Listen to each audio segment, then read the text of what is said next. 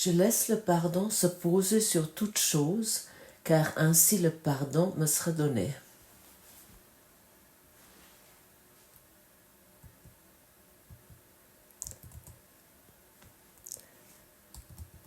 Qu'est-ce qui se passe si nous laissons poser le pardon sur toute chose? Nous sommes en paix. Et qu'est-ce qui se passe si nous ne le faisons pas?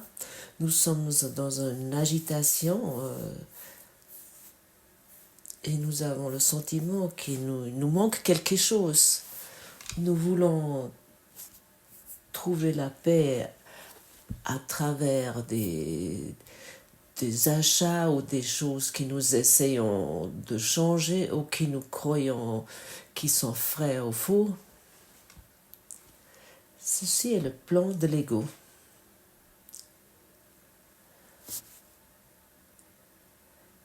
De manipuler chaque chose pour qu'il soit à un moment donné juste, pour qu'il y ait enfin la paix, mais qui en fait ne peut pas être établie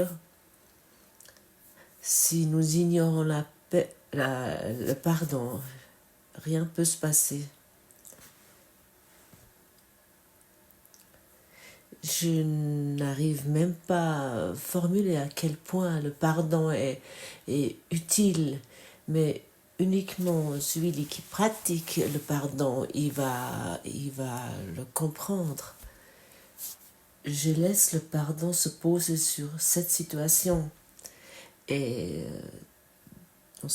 dans ce moment, il peut arriver que tu le veux même pas.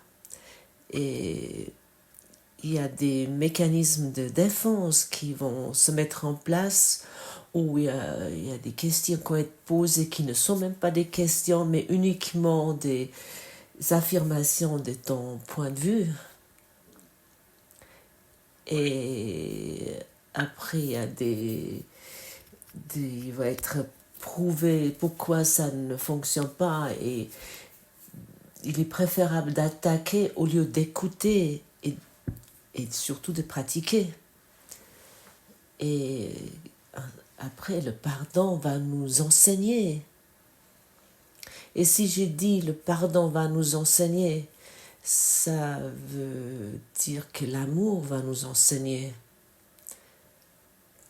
Pour que nous n'ayons plus besoin d'apporter notre propre compréhension. D'abord pardonner, ensuite comprendre. Chacun qui pardonne, il va recevoir la réponse dont il a besoin. Mais autant que je vais avoir les choses comme je désire, sans pratiquer, je tourne sans cesse en rond. Et j'attaque mon monde qui est dans mon esprit. Le monde entier est dans mon esprit. Et autant que le monde est mon ennemi, autant je ne pratique pas le pardon, mais me comporte comme un frimeur. Je me gonfle envers une illusion et je crois que là, à l'extérieur, il y a quelqu'un qui est soit bien, qui me veut du bien ou qui me veut du mal. Et pour cette raison, Jésus, il te pose qu'une unique question. Pourquoi tu refuses la paix?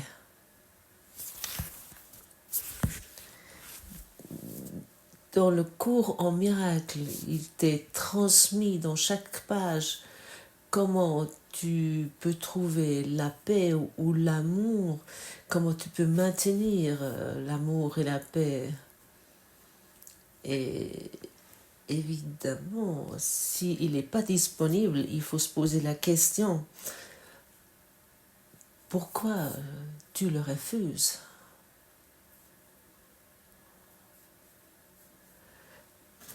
Par tes preuves, je n'ai pas encore compris quelque chose, et par tes preuves, le monde est ainsi, et ces preuves et ces idées que quelque chose n'est pas juste avec toi, tout ceci n'est pas vrai. Et avec la pratique du pardon, tu vas reconnaître ceci. Et avec la pratique du pardon, tu vas pouvoir expérimenter que Jésus veut qu'une unique chose, que tu sois en paix. Et je te demande, pourquoi tu veux encore refuser la paix?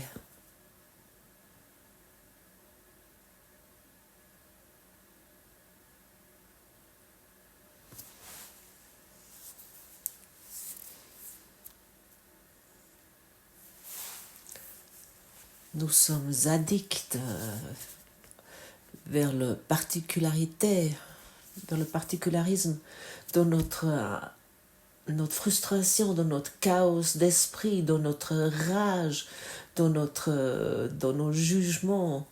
Une chose est certaine, je suis particulier.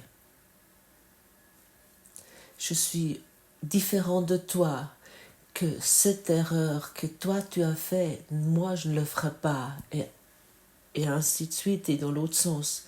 Moi, je suis une telle bonne personne, et maintenant tu m'as blessé. Moi, je ne l'aurais jamais fait, je n'arrive pas à comprendre ceci.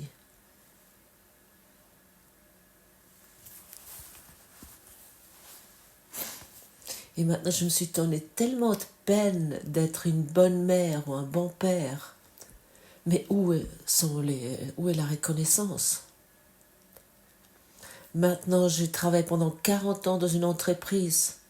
Et maintenant, je suis remerciée. Et qu'est-ce que je devrais faire maintenant avec la vie? Il manque encore quelque chose. La seule chose qui manque est la pratique du pardon.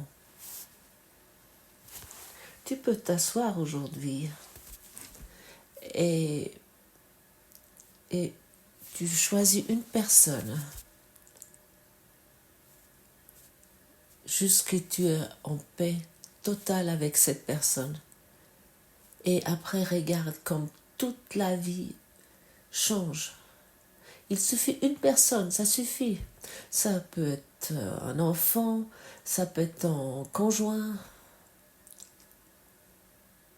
ça peut être ton voisin, ou un conjoint qui est décédé, ou une autre personne décédée. Tu choisis une seule personne. Et tout ce que tu penses, qui traverse ton esprit concernant cette personne, tu répètes les mots suivants.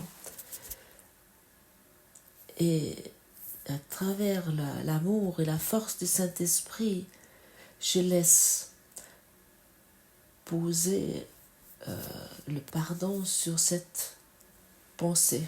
Et ainsi tu continues. Tout ce que tu penses sur cette personne, je laisse poser le pardon sur ça. Je laisse le pardon poser sur ceci. Je laisse poser le pardon sur ça. Et ainsi de suite, et ainsi de suite. Juste tu trouves la paix.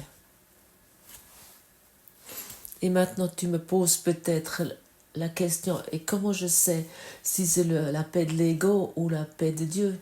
Tu vas le constater. Et autant que tu poses cette question, tu es dans la paix d'ego qui est limitée. Et pour cette raison, rentre tellement dans tes couches d'esprit pour que tu arrives à travers cette pratique, à travers cet exercice où Jésus t'invite, que tu expérimentes une paix d'esprit, où tu ne trouves rien de particulier en toi, plus rien. Autant que il y a encore quelque chose qui vit en toi, qui est particulier et qui va être encore nourri par ton esprit. Tu vas encore l'avoir, autant tu vas encore l'avoir dans une autre personne, dans un autre être, et qui n'est pas comme toi et qui devrait être autrement. Et peut-être tu te dis maintenant, ah mais Gottfried, j'ai pas autant de temps. est-ce que c'est vraiment vrai? Est-ce que tu n'as pas de temps pour pratiquer ceci? Alors tu peux te poser la question, pourquoi je refuse encore la paix? Surtout que je le demande tellement, je rêve tellement. Il n'y a qu'une seule réponse. Parce que tu veux encore maintenir ta particularité. C'est tout.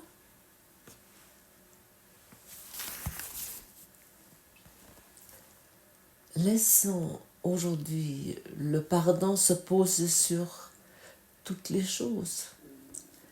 Ces formulations précédentes vont te permettre de sentir de vivre ce sentiment de pardon. Demande le Saint-Esprit qu'il t'enseigne et qu'il te montre ce que tu es véritablement.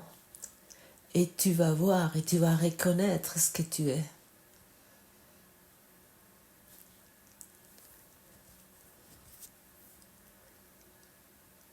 Car la paix que le cours, car le cours nous propose une paix absolue. Jésus appelle ça la folie.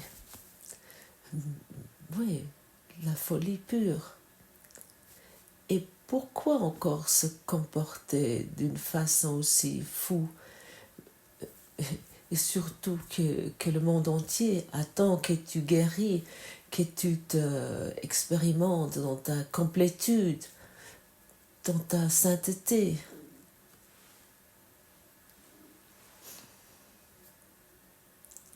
Une seule personne suffit avec laquelle tu te reconnais totalement un dans ton esprit. Et cette personne est ton meilleur enseignant. Cette personne va t'amener vers l'éveil. Je laisse le pardon se poser sur toute chose. Mais tu te dis, mon conjoint est comme ça. Non, je laisse le pardon se poser sur ça. Et ici, je laisse le pardon se poser sur tout ça. Ah, et puis dans le passé, dis-toi, je laisse le pardon se poser sur toute chose. Mais, continue. Ce ne sont que des illusions, c'est que des pensées illusoires. Ce sont uniquement des pensées qui rendent réelle ta particularité, ta soi-disant particularité, ta soi-disant réalité. Et ces soi-disant réalité vient ton idole et tu veux te prouver ta folie. Tu veux te prouver ton non-sens.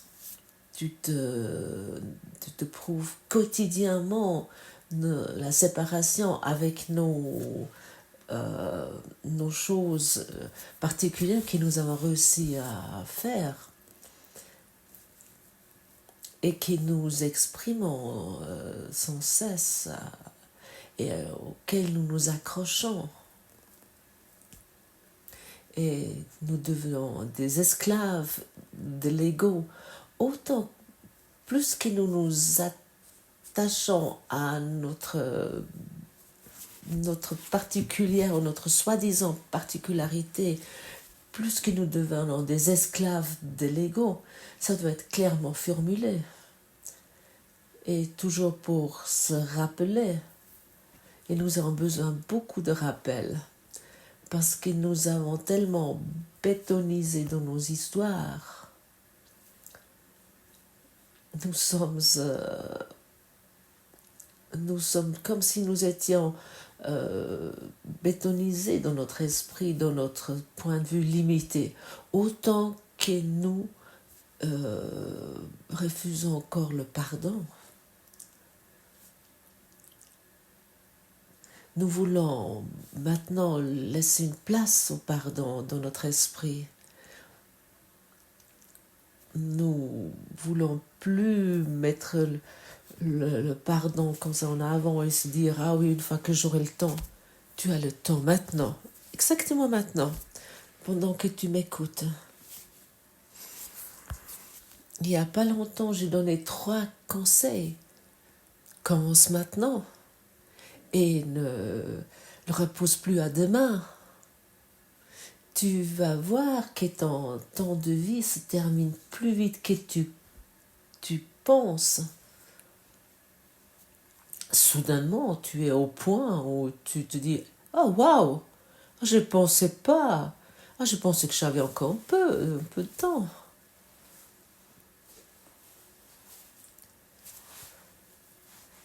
L'ego essaie tout pour que tu oublies ce que tu as entendu aujourd'hui. À propos, il y a une blague qui me traverse l'esprit. Ceux qui ont écouté le Quantum Shift, la formulation parfaite pour recevoir tous tes désirs, il a entendu aussi la formulation que j'ai aussi déjà répétée plusieurs fois ici. Merci Dieu, tu m'as tout donné, c'est suffisant. Et hier, une merveilleuse personne m'a écrit, l'ego, il crie après cette phrase, oui, le reste c'est moi qui m'en occupe. Oui, j'ai je pouvais vraiment m'amuser sur ça, à quel point l'ego a des tours dans son sac et comment il y a une blague qui peut se faire avec ça. Merci à cette personne, un artiste des mots. Nous oublions si souvent qu'est-ce que nous avons entendu ici. Ça passe très vite dans l'oubli. Pour cette raison, il y a cette invitation, et je le formule si souvent, pratique maintenant. C'est tellement utile ce qui est proposé. Et ça peut vraiment mettre par-dessous ta présence, ton état. Tu viens en paix avec des situations qui avant t'ont vraiment agacé. Et si tu fais ça avec une personne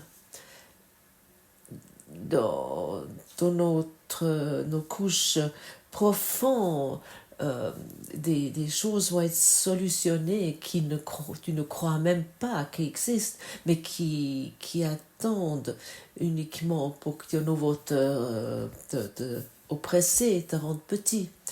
Si tu es uniquement prêt avec une personne, tu vas voir comment tu peux solutionner des choses, ou des choses vont se solutionner qui tu ne savais même pas qu'il existait. Pour cette raison, nous économisons le temps et nous dépassons ce scénario égotique et nous arrivons avec une accélération en douceur vers le ciel. Et pour cette raison, c'est tellement utile ne plus vouloir refuser la paix, mais de pratiquer la leçon. Que tu arrives un jour au point, comme ils disent l'enseignement Advaita Vedanta, qui dit il y a des actions sont là, mais il n'y a personne qui agit. Ça veut dire la même chose aussi. Je ne suis pas un corps. Et si personne n'est là qui agit, tu as totalement pardonné. Parce que tu vis une vie impersonnelle. Il y a des actions, il y a des agissements, mais il n'y a pas personne agit. C'est la même chose que dire dans ce monde, mais pas de ce monde. Et c'est ça que le pardon te démontre. Et à ce moment-là, ce n'est plus un concept théorique que beaucoup de gens le répètent, mais ça devient une pratique vivante. Et c'est ça que j'apprécie tellement avec ce cours en miracle. La pratique vivante et expérimentée. Pas par pas, tu es guidé dans une douceur, mais tu dois faire quand même une chose, de pratiquer la leçon. N'est-ce pas? Oui, je dois la pratiquer. Ça, je ne peux pas éviter. Et imagine-toi, tu arrives dans cette connaissance d'esprit. Il y a des actions, mais personne agit. Personne exécute l'action. Ou il y a encore quelqu'un qui est fautif. Ou il y a encore quelqu'un sur qui t'aimerais juger. Ou il y a encore quelqu'un qui est fautif pour ce qu'il a fait ou pas fait.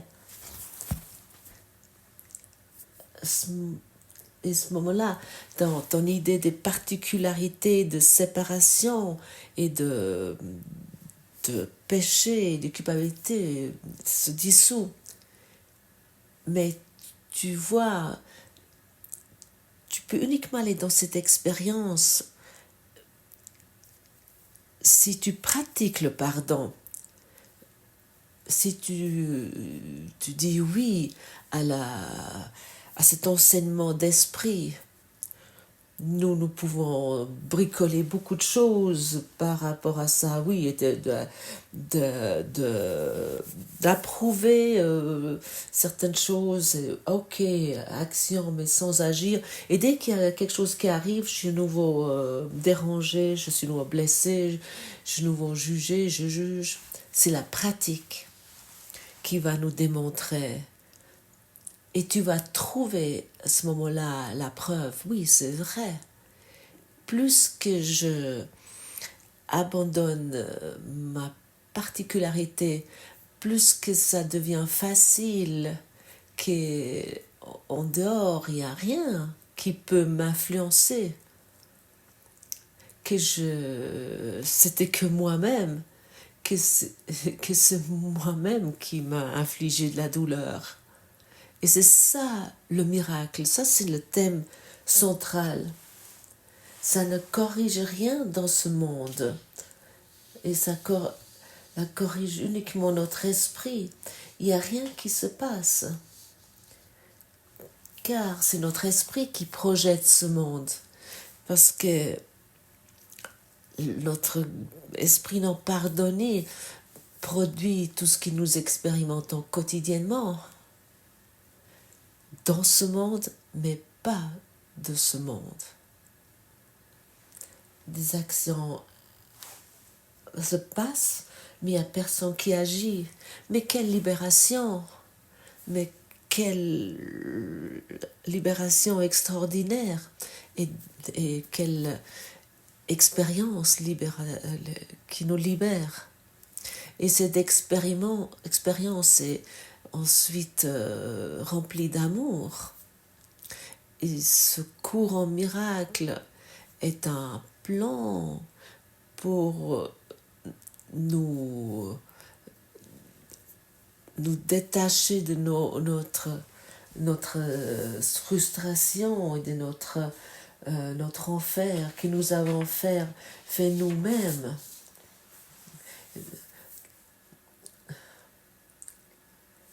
Notre enfer d'esprit n'est pas vrai. Notre frustration dans l'esprit est une illusion. Et nous détachons de ce monde. Et nous avons vu ça dernièrement. Chaque forme dans l'univers est guérie dans notre esprit pour que uniquement la lumière est visible. Et comme j'ai déjà dit hier, tu regardes une page de ton roman et tu ne veux plus changer les lettres auxquelles tu as déjà été accroché à des millénaires. tu ne veux plus changer les mots sur cette page dans ce livre, mais tu changes ta vision et tu constates que tu t'es seulement trompé et tu regardes la vérité, tu regardes sur la feuille. Je suis maintenu par l'amour de Dieu. Je ne regarde plus la forme, je regarde derrière la forme. Et c'est ça qui est ce changement de perception qui est finalement, qui est aussi proche que notre prochaine respiration, mais que notre idée et notre addiction nous maintenons. Alors prends cette personne et dis-toi, je laisse le pardon se poser avec l'aide de l'amour, avec le Saint-Esprit, avec la lumière. Trouve les mots qui te sont utiles, qui te conviennent, mais commence à pratiquer.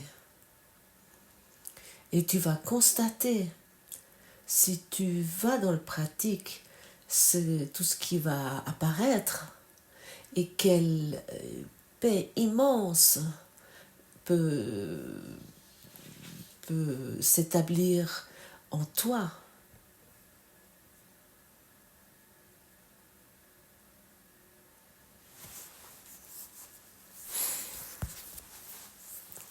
Et Jésus nous appelle, pratique aujourd'hui, le reste je ferai.